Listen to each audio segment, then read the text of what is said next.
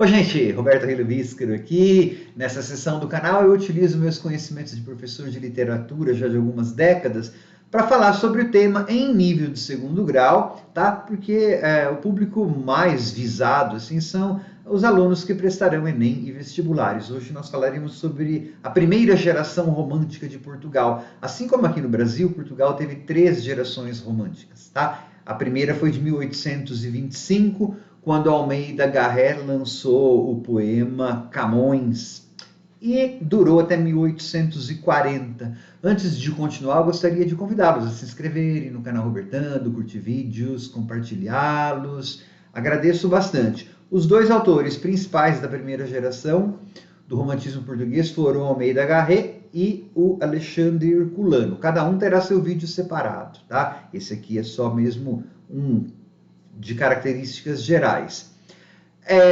A primeira fase do romantismo português foi marcada basicamente pelo nacionalismo, tá?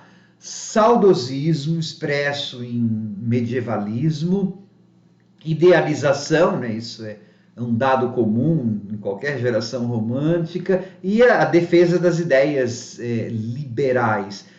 A primeira geração foi muito complicada historicamente, porque Portugal estava passando por um problema muito complicado, né? A situação política era muito delicada. Eu sugiro que vocês deem uma olhada também no vídeo de contexto histórico, né, do romantismo português, que eu ia falar de forma geral. Porque assim, começou em 1825.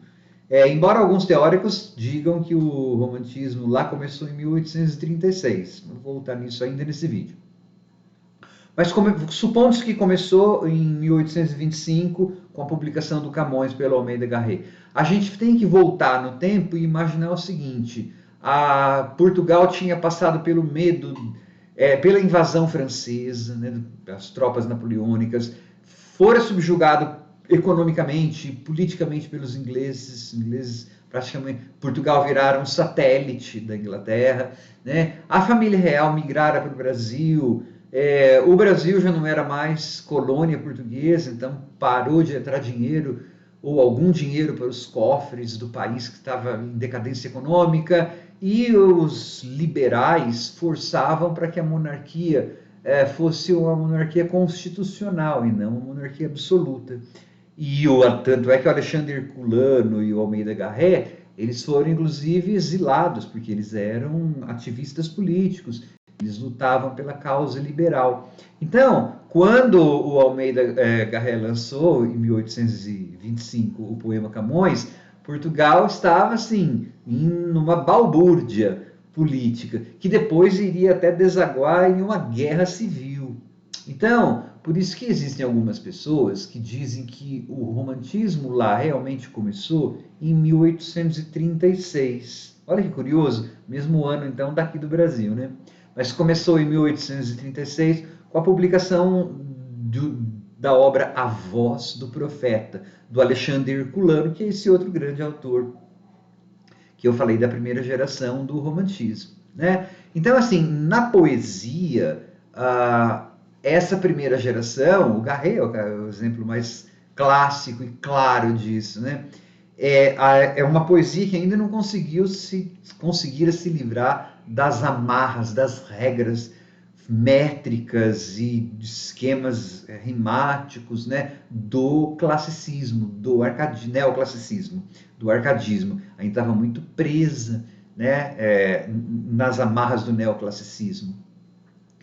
E em termos de prosa, você vai ter então com o Alexandre Herculano, mas não só, essa volta para a medievalidade para resgatar heróis portugueses, resgatar o tempo de formação de Portugal. Né? Portugal naquela época precisava mesmo de heróis e precisava de pessoas, obras que levantassem o moral.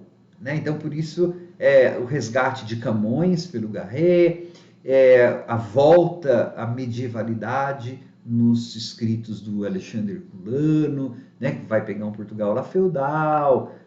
Então tem toda essa vibe do saudosismo que eu falei, do nacionalismo, né, tá voltando para um Portugal em formação, né, foi na Idade Média que o país Portugal começou a se formar. Então por isso que eu digo que na primeira fase importa nacionalismo, saudosismo, tá? Medievalismo, idealização.